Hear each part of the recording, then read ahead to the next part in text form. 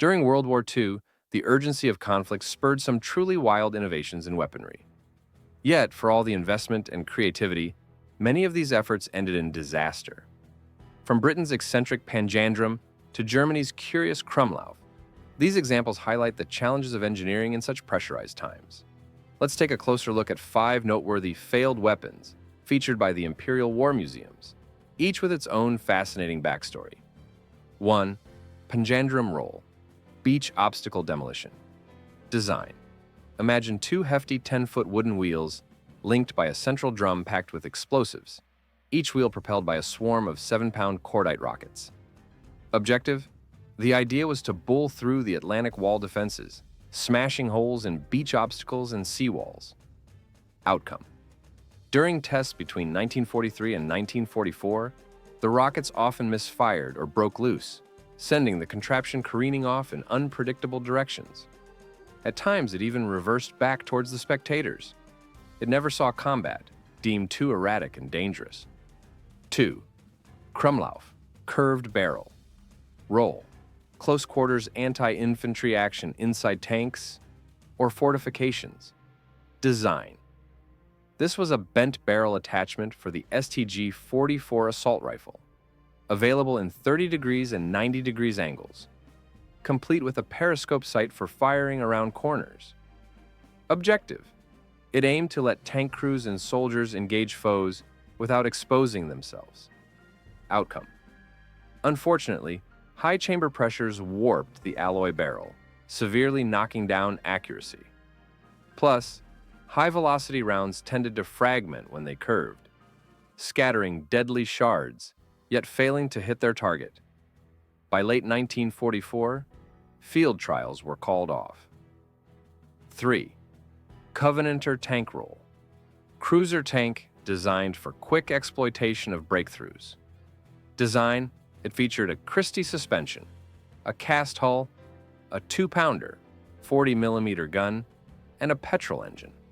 Objective, the goal was to supplant the Mark VI Crusader with a faster, better protected cruiser tank. Outcome. However, mechanical missteps plagued it. An inefficient cooling system led to engine overheating, and the front suspension couldn't handle the rigors of cross-country maneuvering.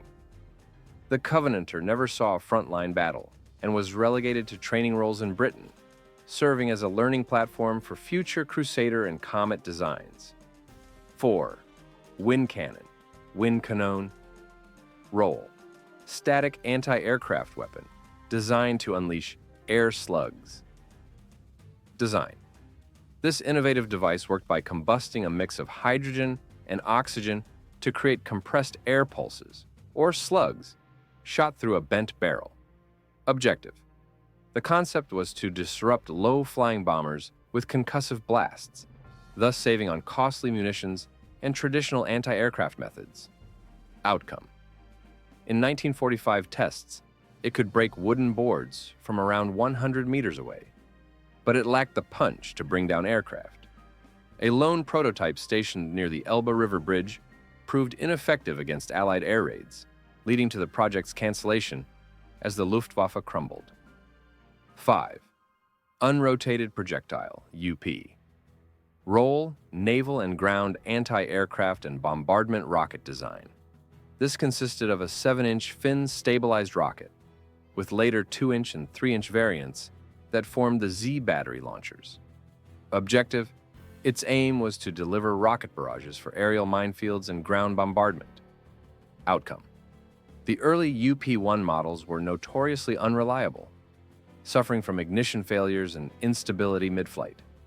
While UP-3 evolved into the foundation for Z battery AA rockets, and the RP-3 air-to-ground rocket came from the same lineage, the UP series itself was shelved by 1941. It had some limited success in coastal defense, but was soon overshadowed by more dependable anti-aircraft guns. Each of these innovations showcases not just the ambition, but also the limits of wartime ingenuity, leaving behind a legacy of lessons learned and what could have been. Don't forget to subscribe, like, share, and stay tuned for more.